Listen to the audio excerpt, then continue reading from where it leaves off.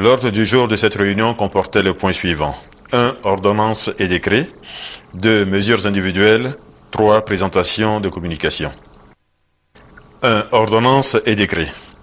Sur présentation du ministre d'État, ministre des Affaires étrangères, le président de la République a donné son accord pour la ratification de plusieurs conventions internationales.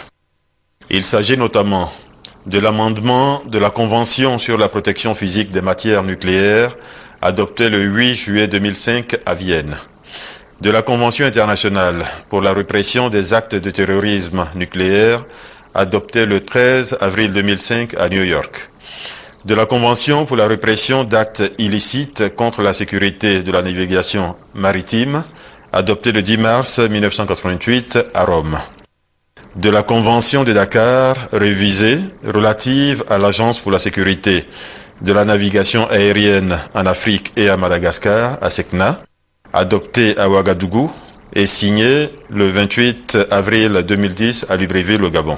La ratification de toutes ces conventions permettra à notre pays de renforcer la sécurité des biens et des personnes sur le territoire national et de mieux respecter les engagements internationaux pris par la Côte d'Ivoire. 2. Sur présentation des ministres concernés, le président de la République a signé 11 décrets portant organisation du ministère d'État, ministère des Affaires étrangères, du ministère d'État, ministère de l'Intérieur, du ministère des Infrastructures économiques, du ministère des Mines, du Pétrole et de l'Énergie, du ministère de la Fonction publique et de la Réforme administrative, du ministère de l'Enseignement supérieur et de la Recherche scientifique, du ministère de l'Agriculture, du ministère du Commerce, du ministère des Transports, du ministère des Eaux et Forêts et du ministère de la Salubrité urbaine. 2. Mesures individuelles. Au titre du ministère d'État, ministère de l'Intérieur, le Conseil a entendu une communication relative aux conclusions de la Commission de redressement des grades de la police nationale. 424 requêtes provenant de fonctionnaires de police de tout grade ont été enregistrées par la Commission qui, après examen, en a jugé 67 recevables, dont 41 concernent des commissaires, 16 des officiers et 10 des sous-officiers. Sur présentation du ministre, le Conseil a adopté 2 projets de décret portant régularisation de grades de commissaire de police et de grade d'officier de police. Sont ainsi nommés au grade de contrôleur général de police, premier échelon, les commissaires divisionnaires Cissé Lanciné et Diablé Joseph. Les autres nominations faites dans ce cadre sont présentées en annexe du présent décret. Sur présentation du ministère d'État, ministère de l'Intérieur, en rapport avec le ministère de l'Économie et des Finances, le Conseil a adopté un projet de décret portant nomination du directeur des affaires financières et du matériel de ce ministère.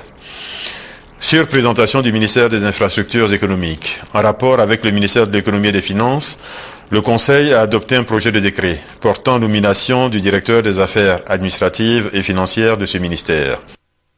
Sur présentation du ministère de l'Agriculture, le Conseil a adopté un projet de décret portant nomination des membres du Conseil d'administration de la société d'État, dénommée Autorité de régulation du coton et de l'anacarde, en abrégé ARECA.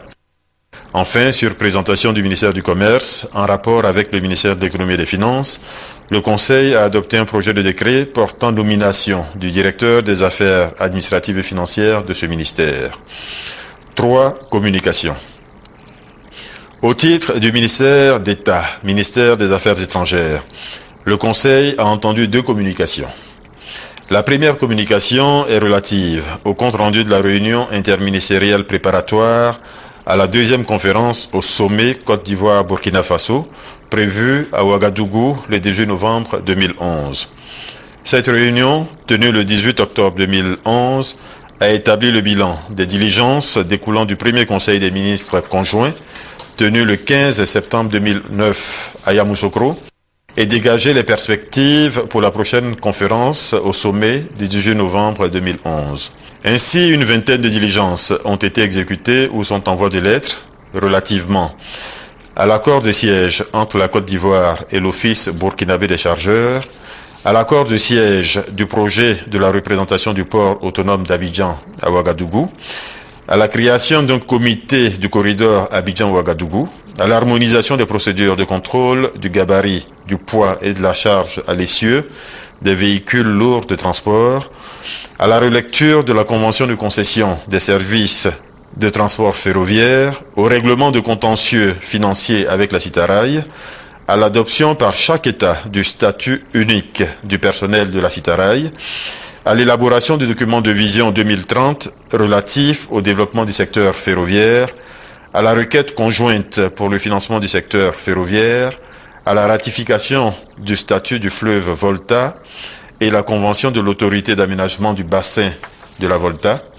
à la facilitation des opérations d'importation d'engrais par le Burkina à partir du port autonome d'Abidjan, à l'information et à la sensibilisation des communautés rurales ivoiriennes et burkinabées sur le foncier rural, à l'actualisation du protocole d'accord en matière de production animale, à la recherche de financement pour la sécurisation de l'approvisionnement en électricité, à la réalisation de l'alimentation électrique des localités frontalières, à l'appurement de la dette de la Poste de Côte d'Ivoire envers celle du Burkina Faso, à la migration de la télévision analogique vers la télévision numérique terrestre, TNT, à la signature de l'accord de coopération culturelle Côte d'Ivoire-Burkina Faso, à la signature d'un document cadre de coopération touristique, au renforcement de la coopération en matière d'enseignement supérieur et de recherche scientifique, à la coopération entre la CNPS, Caisse nationale de prévoyance sociale de Côte d'Ivoire, et la CNSS, Caisse nationale de sécurité sociale du Burkina Faso.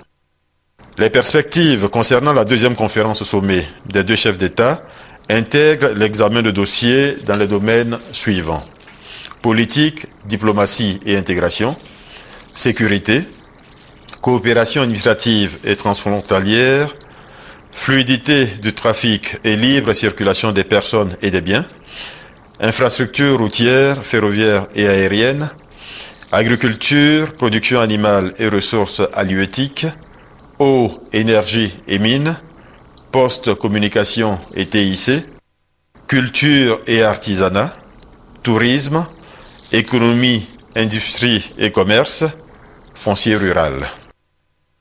La seconde communication, faite par le ministre d'État, ministre des Affaires étrangères, est relative à l'organisation pratique de la deuxième conférence au sommet des chefs d'État de Côte d'Ivoire et de Burkina Faso. Le traité d'amitié et de coopération signé le 29 juillet 2008 à Ouagadougou prévoit, dans le cadre de sa mise en œuvre, l'organisation annuelle d'une conférence au sommet des deux chefs d'État dans l'un et l'autre pays. C'est ainsi que la première conférence au sommet, au Conseil des ministres conjoints, s'est tenue le 15 septembre 2009 à Yamoussoukro. La deuxième conférence au sommet se déroulera selon le programme suivant. 17 novembre 2011, réunion des ministres sectoriels, présidée par le ministre des Affaires étrangères et tenue en parallèle ce même 17 novembre 2011 d'un forum des hommes d'affaires et opérateurs économiques sous l'égide des chambres de commerce des deux pays. 18 novembre 2011, rencontre des chefs de gouvernement en vue de la validation des décisions ministérielles. 18 novembre 2011, Conseil des ministres conjoints sous la coprésidence des deux chefs d'État. Un communiqué final sanctionnera cette deuxième conférence au sommet Côte d'Ivoire-Burkina Faso. Au titre des divers, le Premier ministre a fait au Conseil un compte-rendu succinct de sa visite effectuée du 7 au 10 novembre 2011 à Kigali, au Rwanda. Cette visite a permis à la délégation ivoirienne d'assister à la conférence post-crise des Nations Unies sur la construction de la paix et a permis des échanges bilatéraux fructueux avec la partie rwandaise dont l'expérience en matière de gestion de sortie de crise pourrait profiter à notre pays. Une délégation rwandaise est attendue dans les prochains jours à Abidjan pour approfondir les échanges entamés à Kigali.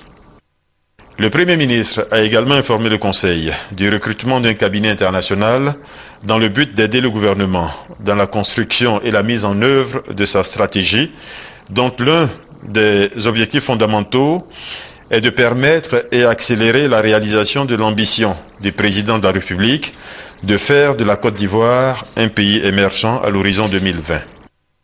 Une première mission sera effectuée par ce cabinet en Côte d'Ivoire dans le courant du mois de novembre 2011. Enfin, le président de la République a évoqué les échanges qu'il a eus avec le chef de l'État béninois au cours de sa dernière visite au Bénin. relativement à la relance des activités du Conseil de l'Entente. Il est à noter que cette organisation sous-régionale n'a pas tenu de réunion depuis 2009 et fait face à des difficultés financières importantes. Des réflexions sont actuellement menées par chacun des pays membres sur une thématique spécifique, réorganisation, aspects institutionnels et juridiques, sécurité et défense, etc. Et une première réunion extraordinaire du Conseil des ministres de l'organisation est prévue à la fin du mois de novembre 2011. Fait à Abidjan le 16 novembre 2011. Je vous remercie.